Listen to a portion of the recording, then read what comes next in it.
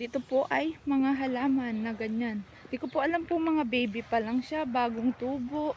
Or ganyan na ho talaga na binibenta nila. Ganyan na kalaki. Ayan.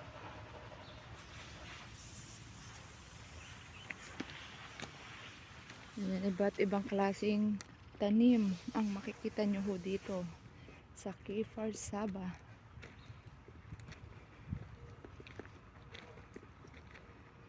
Ayan, parang may nakita akong cactus andun sa dulo.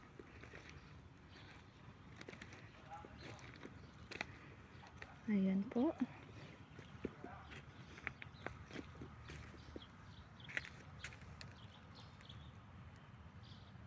May mga pangalan pala siya. Sara rotundifolia.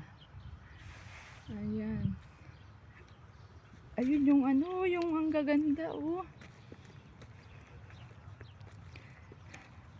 Ito yung magandang cactus. Ay wow, ang gaganda niya. Grabe.